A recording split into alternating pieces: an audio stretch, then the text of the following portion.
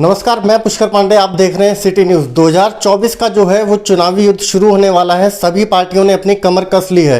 हमारे साथ में फर्रुखाबाद से सपा महानगर अध्यक्ष राघव दत्त मिश्रा हैं। तो राघव जी, पहले आपका स्वागत है सिटी न्यूज़ पर। बहुत बहुत धन्यवाद। राघव जी, क्या लगता है 2024 में लोकसभा चुनाव आ रहा है और जो गठबंधन हुआ है उसमें कहीं ना कहीं सपा को जो है वो 17 सीटें दी गई हैं और सपा ने 63 सीटें यूपी में अपने पास रखी हैं। तो किस तरह का ये सीट शेयरिंग हुई? देखिए, राष्ट्रीय अध्यक्ष माननीय श्री अखिलेश यादव जी ने 17 सीटें कांग्रेस को दी हैं। कांग्रेस और इंडिया गठबंधन हो गया है, अलायंस हो गया है। तो ये माननीय प्रदेश अध्यक्ष दोनों पार्टियों के और माननीय राष्ट्रीय अध्यक्ष के विचार विमर्श से तय हुआ है। और मुझे भी ऐसा लगता है कि जो सीटें उन्हें मिली हैं वो पर्याप्त हैं। ठीक है, अपना दमखम भारतीय जनता पार्टी के खिलाफ दिखाने के लिए पर्याप्त हैं, क्योंकि उत्तर प्रदेश में समाजवादी पार्टी अपने आप में एक बहुत ताकतवर पार्टी है, क्योंकि वो बराबर राष्ट्रीय अध्यक्ष माननीय श्री अखिलेश यादव जी के नेतृत्व में समाजवादी पार्टी का कार्यकर्ता उत्तर प्रदेश को मजबूत करता चला आ रहा है। और जैसा कि मैं आपसे बात करूं कि इंडिया गठबंधन, तो इंडिया गठबंधन हमारा इसलिए और मजबूत हो गया क्योंकि हम बात करते हैं बेरोजगारी की, हम बात करते हैं भ्रष्टाचार की, हम बात करते हैं व्यापारियों के शोषण की, हम बात करते हैं छात्र हितों में जो नुकसान हो रहे हैं उनकी, हम बात करते हैं चिकित्सा क्षेत्र में जो शून्यता पड़ी हुई है उसकी, और वो लोग बात करते हैं मंदिर की, मस्जिद की, राम की, रहीम की। मतलब हमें ये नहीं समझ में आता कि वो लोग धार्मिकता पर क्यों इस चीज को फंसाए हुए हैं। किसी भी चुनाव को वो धार्मिकता पर फंसाने के बाद उस चीज को कहां ले जा रहे हैं, जनता कहां जा रही है, वो जनता खुद समझ रही है। हम लोग धार्मिकता क्या, माननीय राष्ट्रीय अध्यक्ष माननीय श्री अखिलेश यादव जी पूजा नहीं करते? इटावा में अभी शंकर जी का बहुत बड़ा मंदिर बनने जा रहा है। राष्ट्रीय अध्यक्ष माननीय श्री अखिलेश यादव जी उसे बनवा रहे हैं। केदारनाथ जैसा ज्योतिर्लिंग है उसकी तरह वो उस तर्ज पर बन रहा है। अभी हमारे यहाँ लखनऊ कार्यालय पर उसका पूजन हुआ, शिला का। तो लेकिन हम लोग प्रचार प्रसार नहीं करते।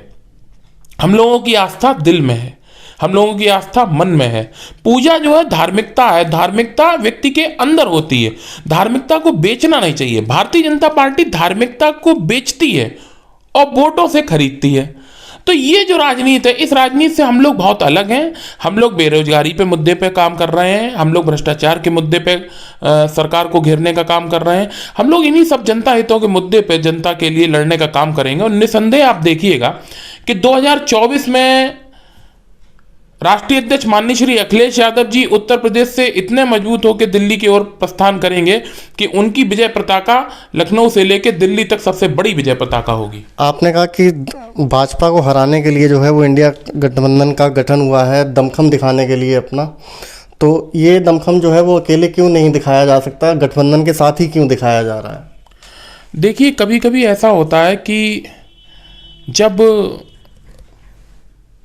शत्रुता की पराकाष्ठा बहुत बड़ी और बलशाली स्थिति में होती है तो गिलहरी तक का समर्पण हमारे लिए जरूरी होता है। जैसे आपने देखा हो कि जब राम और रावण का युद्ध हुआ तो कहीं ना कहीं रावण प्रचंड विद्वान था, रावण बहुत पूजा पाठी था, रावण बहुत ओजस्वी था, रावण वेदों का ज्ञाता था, और दूसरी तरफ भगवान थे।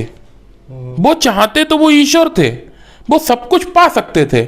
लेकिन उनके युद्ध में एक वो गिलहरी भी काम कर रही थी जो बार बार समुद्र में जाती थी और भीगती थी और रेत लेके आके पुल में बनाती थी।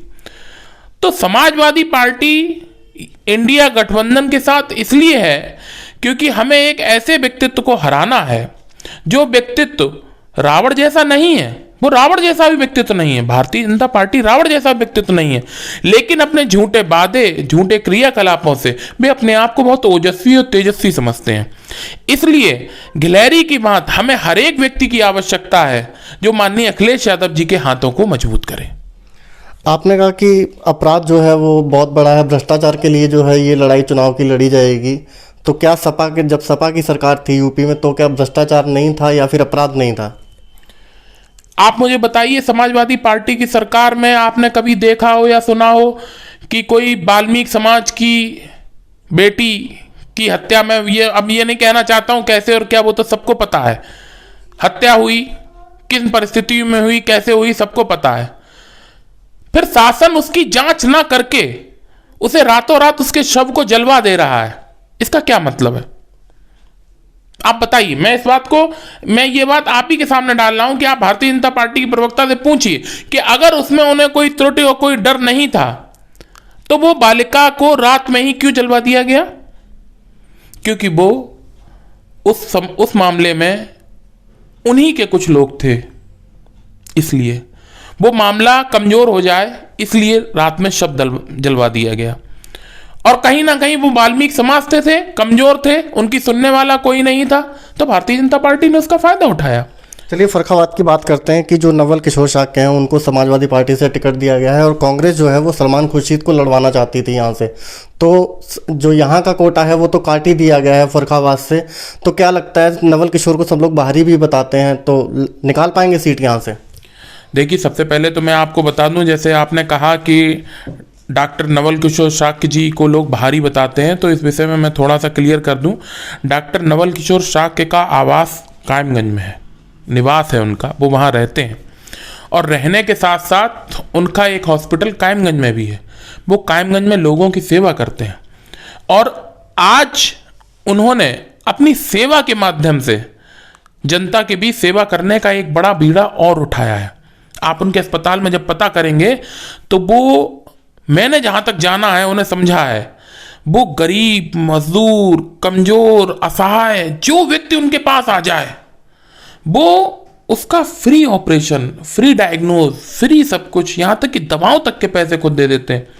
तो जो व्यक्ति इतना सौम्य हृदय का हो, जो व्यक्ति जनता के बीच बराबर सेवा कर रहा हो, उन्होंने कभी नहीं सोचा था कि मैं जनता के बीच जाके जनता सेवक बनूंगा या चुनाव लड़ूंगा।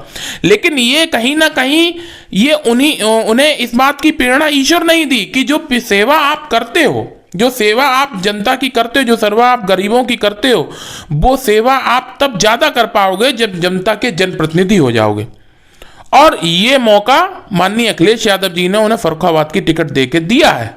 तो जब उन्हें ये मौका मिला है तो आप देखिएगा उन्होंने जो सेवा करी है, जात, समुदाय, वरिष्ठता से, सब चीजों से हट के मैं इस बात को कह रहा हूं कि उन्होंने जो सेवा करी है जनता की, उसका फल जनता उन्हें देगी। और लोकसभा फर्रुखाबाद अपने आप ने ऐसे मूल्यांकन से जीतेगी जैसे मूल्यांकन से उत्तर प्रदेश में कोई भी सीट नहीं जीतेगी समाजवादी पार्टी में, आप देख लीजिएगा। सलमान खुर्शीद साहब को दे रहे थे, देना चाहती थी कांग्रेस, लेकिन नहीं दिए। अब अगर टिकट नहीं दिए तो क्या उनको इनवाइट करेंगे अपने साथ में चुनाव प्रचार करने के लिए? देखिए, जब गठबंधन हो गया तो वो तो साथ ही हैं, वो अलग कहाँ हैं। जब कांग्रेस और सपा का गठबंधन हो गया, इंडिया अलायंस का गठबंधन हो गया, तो वो अलग है ही नहीं। अब वो बात अलग है, कोई व्यस्ततम कार्यक्रम में अपने कहीं फंसा हो, वो कहीं फंसे हो। जहां 17 सीटें कांग्रेस को मिली हैं, उन सीटों में समाजवादी पार्टी का कार्यकर्ता आप अगर ये पूछें वो जाएगा, तो ये गलत है पूछना जाएगा। वो तो जाएगा ही जाएगा, जहां गठबंधन हो गया वहां तो पहुंचना ही है, वहां सब जाएंगे। वो बात अलग है व्यस्ततम कार्यक्रम में कोई कहीं फंसा हो, लेकिन हाँ, जो ऊपरी गठबंधन हो जाता है, जो राष्ट्रीय नेतृत्व तय कर देता है, वो जमीन तक कार्यकर्ता संभालता है। भाजपा ने नारा दिया है अब की बार 400 पार, बहुत बड़ी बात कह दी है भाजपा ने, तो क्या तैयार है इसके लिए गठबंधन की 40 भी पार नहीं होने देगा? देखिए भैया, मैं तो ये बताऊं, अब वो नारे का तो भारतीय जनता पार्टी के पास नारों के अलावा है ही क्या। वो कहते हैं बेटी बचाओ बेटी पढ़ाओ, सबसे ज़्यादा रेप उत्तर प्रदेश में हो रहे हैं। वो कहते हैं पढ़ेगा भारत तभी तो बढ़ेगा भारत। कितना पढ़ रहा है भारत? अभी नौकरी निकली थी, अभी आपने देखा पुलिस प्रशासन विभाग में नौकरी निकली थी, पेपर लीक हो गया। क्या जांच है, क्या हो रहा है, पुलिस क्या जांच कर रही है, उस विषय में क्या जांच कर रही है, अभ्यर्थियों के लिए क्या हो रहा है। लेकिन पेपर लीक की जो है ऑफिशियल स्टेटमेंट नहीं आई अभी तक कहीं से। वही तो मैं कह रहा हूं, उसकी जांच होनी चाहिए ना। अगर ऑफिशियल स्टेटमेंट नहीं आई तो इतना बड़ा मामला अगर किसी के मोबाइलों में लोग कह रहे हैं हमारे मोबाइलों में चल रहा है, मैं भी ये बात नहीं कह रहा हूं, मैं ये कह रहा हूं लेकिन जो लोग कह रहे हैं उन पे मुकदमे हो गए हैं। मैं यही कह रहा हूं कि अगर ये बात किसी ने कही है तो उसकी जांच शासन और प्रशासन करे क्या सत्यता है उसे निकाले। भाई ये बात समाज में कैसे आई? मैं भी यही बात कह रहा हूं कि जो बात है समाज में उड़ रही है उस पर जांच शासन और प्रशासन करे और सही बात को निकाल के बाहर लाए कि पेपर वाकई लीक हुआ कि नहीं हुआ, ये भ्रांति कैसे फैली। क्योंकि एक एक व्यक्ति का फार्म के लिए पैसा जाना आना, एक गरीब व्यक्ति कैसे क्या खर्च करता है, वो सरकार को समझना चाहिए। अच्छा, सरकार उन सब मुद्दों पर समझना ही नहीं चाहती। सरकार तो ये चाहती है कि हम हिंदू मुस्लिम में, मंदिर मस्जिद में पब्लिक को बांट दें। अच्छा, हम तो उसमें कि हम राम को भी मानते हैं, रहीम को भी मानते हैं। क्या वो बताएंगे कि वो रहीम को मानते हैं कि नहीं मानते हैं? आपने कहा राम को मानते हैं, लेकिन जब उद्घाटन हुआ था तब गया नहीं था कोई सपा का। हम कह तो रहे हैं ना, हम इस बात को पहले से कह रहे हैं कि हमारे अंदर जो राम है वो दिखावे के नहीं है। हमारे अंदर जो राम है वो वोटों को आकर्षित करने के नहीं है। हम राम को बेच नहीं रहे हैं, हम मर्यादा पुरुषोत्तम राम को बेच नहीं रहे हैं। और मैं आपको एक और बात कह दूं कि इस कलयुग में राम के नाम पर राजनीति करना तो आसान है, लेकिन राम नाम की श्रेष्ठता लाना बहुत मुश्किल है। प्रभु श्री राम भी मर्यादा पुरुषोत्तम तब श्री राम हो पाए जब वो 14 वर्ष के वनवास को उन्होंने काटा। भारतीय जनता पार्टी उनके नाम पर राजनीति कर रही है, लेकिन भारतीय जनता पार्टी ये बताए कि वो उनकी मर्यादा पुरुषोत्तम की कहानी पर क्या उतर रही है, क्या वो जनता के लिए कर रही है, क्या ये वाकई राम राज्य है? राम राज्य में कभी किसी के आंसू नहीं बहे, राम राज्य में कभी कोई भूखा नहीं सोया, राम राज्य में कभी किसी के साथ गलत नहीं हुआ, राम राज्य में कभी कोई मतलब राज्य में महल में कोई भी किसी की शिकायत कभी नहीं आई। आप देखिए शिकायतें, सबसे ज्यादा शिकायतें आप नेट पे देखिए, सर्च करिए, सबसे ज्यादा शिकायतें इस समय आ रही हैं, सबसे ज्यादा रेप इस समय हो रहे हैं, सबसे ज्यादा क्राइम इस समय बढ़ रहा है, क्राइम वोल्टेज बढ़ता चला जा रहा है। सरकार क्या कर रही है?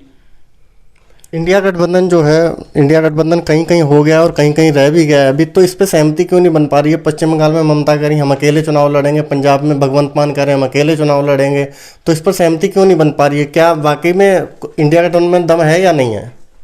देखिए, हमारे राष्ट्रीय अध्यक्ष आदरणीय श्री अखिलेश यादव जी के नेतृत्व में उत्तर प्रदेश में इंडिया गठबंधन हो चुका है और ये शानदार गठबंधन रहेगा। और निसंदेह जहां का जो मुख्यमंत्री होता है वो अपने हिसाब से सीटों का बंटवारा करता है। अभी भी आप देखेंगे, अगर मैं आपकी बात का उत्तर अगर इस बात से दे दूं कि हमारे राष्ट्रीय अध्यक्ष अखिलेश यादव जी के नेतृत्व में जो गठबंधन शुरुआत में हो रहे थे वो फलीभूत नहीं हो पा रहे थे, टाइम लगा उनमें, लेकिन हो गए। फलीभूत तो कोई भी नहीं हुआ ना, पहले भी तो हुआ था, पहले भी राहुल के साथ में गठबंधन हुआ था विधानसभा में। मैं फलीभूत सीटों के बंटवारे को कह रहा हूं, मैं फलीभूत जीतने, मैं रिजल्ट की बात कर रहा हूं। रिजल्ट तो देखिए, एक समय यह था, मैं आपको बताऊं भैया, कि भारतीय जनता पार्टी का सदस्य सदन में नहीं हुआ करता था। ठीक है, इक्का दुक्का को छोड़ दीजिए, कांग्रेस का बोलबाला था पूरे देश में। और आज ये समय है कि भारतीय जनता पार्टी के मेजॉरिटी में सबसे ज्यादा सदस्य। समय एक साथ किसी का नहीं रहता, वक्त बड़ा बलवान होता है और जनता सब कुछ समझती है, सब कुछ जानती है। और हम और आप इस बात की चर्चा करें वो सार्थक है, लेकिन चर्चा का निष्कर्ष जनता ही देगी। चलिए फर्रुखाबाद की बात कर लेते हैं। इस बार किन मुद्दों को लेकर चुनाव होगा? क्योंकि बहुत मुद्दे हैं इस बार, आरोप भी बहुत लगते हैं। अभी वीडियो भी जो वायरल हुआ था, आपको भी पता है कि राम के नारे लगा दिए तो उसे भगा दिया गया। कैसे जनता को अपनी तरफ लुभाएंगे?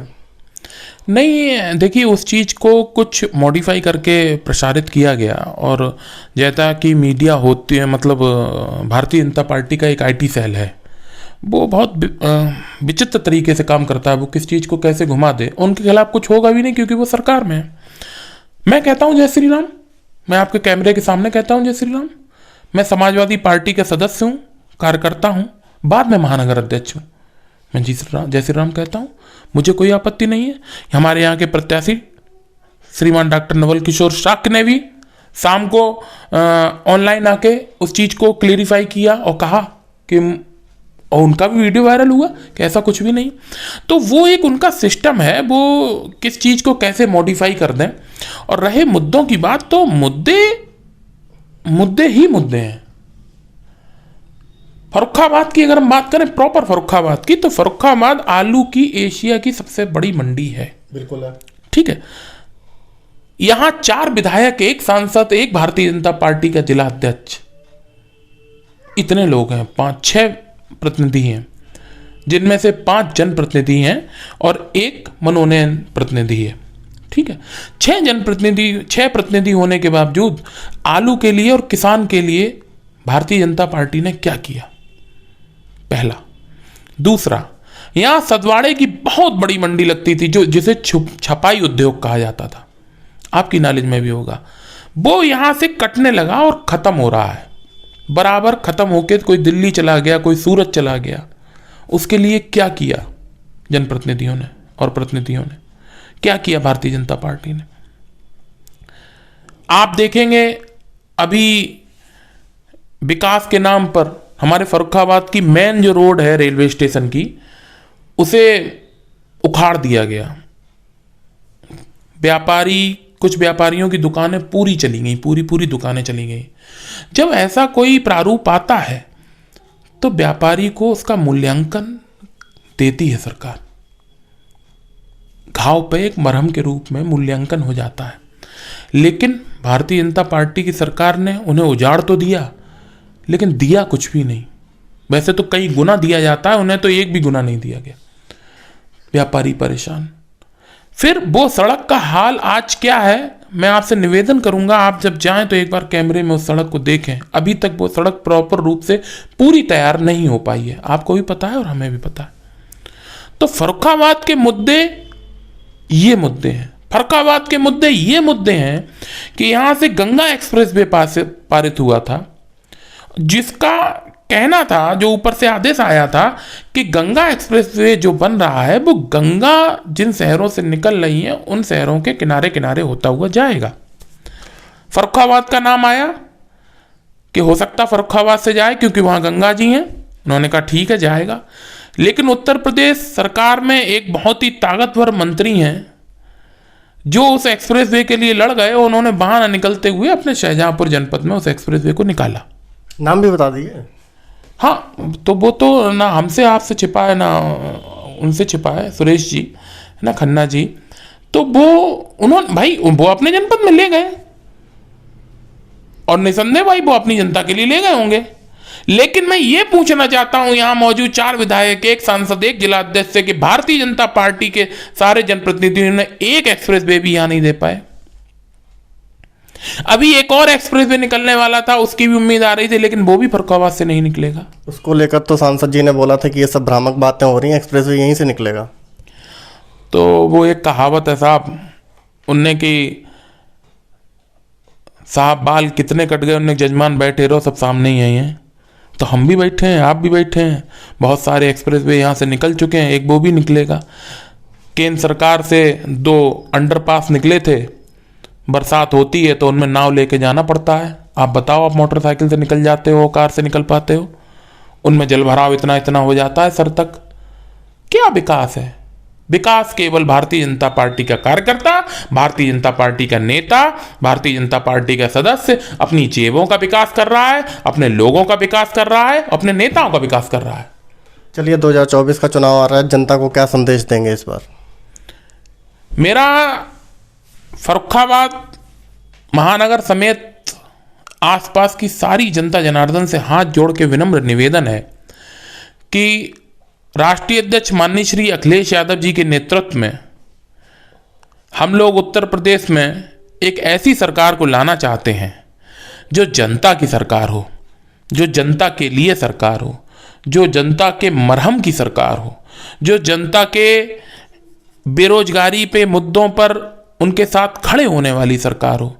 तो हमारा फर्रुखाबाद के लोगों से हाथ जोड़ कर यही निवेदन है कि समाजवादी पार्टी को वोट दें, माननीय अखिलेश यादव जी को मजबूत करें, और तभी हम बेरोजगारी से, व्यापारियों के शोषण से और फर्रुखाबाद के व्यक्तिगत मुद्दे, ये मेरा वादा है, राष्ट्रीय अध्यक्ष माननीय श्री अखिलेश यादव जी ने भी कहा था विधानसभा के चुनाव में कि अगर हम जीतते हैं तो एक्सप्रेस वे को यहां से निकलवाएंगे। और मैं जानता हूं राष्ट्रीय अध्यक्ष माननीय श्री अखिलेश यादव जी ने जो कहा है वो किया है। उन्होंने एक ऐसा एक्सप्रेस वे यहां ला के दे दिया आपको जो किसी के पास नहीं है, लखनऊ आगरा एक्सप्रेस वे, जहां आपके युद्ध के विमान उतर सकते हैं। और आपको क्या चाहिए? उन्होंने जो मेट्रो का सिस्टम लेके आए, वही मेट्रो का फीता जो है दूसरी सरकारों ने काटा। और उन्होंने जिस स्टेशन से जिस स्टेशन तक मेट्रो का स्टेशन बना दिया था, आज उससे एक स्टेशन बढ़ के नहीं बना है। तो राष्ट्रीय अध्यक्ष माननीय श्री अखिलेश यादव जी जिस विजन से, जिस सागर से उत्तर प्रदेश में काम किए थे, जिस सोच से काम किए थे, वो सोच जनता हित में थी, लोगों के हित में थी। और अगर उन्हें मौका मिला तो ये चीज साबित होगी, और आप इस चीज को देखिएगा। तो जैसा कि आपने देखा, राघव दत्त मिश्रा ने हमारे साथ में बहुत ही बेखूबी से बात की है, चुनावी मुद्दे पर बात की है। देखते रहिए सिटी न्यूज़ फर्रुखाबाद।